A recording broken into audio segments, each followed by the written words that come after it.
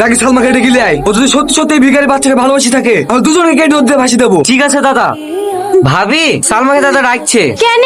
Master বলছে সালমাই নাকি ছেলেটার পেছন পেছন ঘুরতো। কোন সালমা? দাদা কিন্তু বিশাল রেগে আছে। ও মরছে মরুক, তুই জানে দাদার সামনে কিছু স্বীকার করিসনি। সব দোষ ওই ছেলেটার দিবি, তাহলে কিন্তু তোর কপালে বিশাল কষ্ট আছে। তোর এত বড় কালেজা আমার মান সম্মানে হাত দেওয়া। দাদা, সালমা চলে এসছে। রে মাস্টার বলছে তুই নাকি ওর সাথে প্রেম করলে এই পেছন পেছন ঘুরতি। না না ভাই, ওই ভিখারির বাচ্চার সাথে আমি কেন প্রেম করতে যাব? চলে ও আমাদের স্কুলের ফার্স্ট বয় তো, তার সাথে কদিন ভালোবাসার নাটক করি আর পড়াশোনাটা নষ্ট করে দিতে চাইছি, যাতে প্রতিবারের মতো সেকেন্ড না হয়ে এবছরে আমি ফার্স্ট হতে পারি। এতে আমার নাটক করে কি দরকার ছিল? আমাকে বললেই পারতি, তুমি মাবিটা এই গ্রাম ছাড়া করে দিত।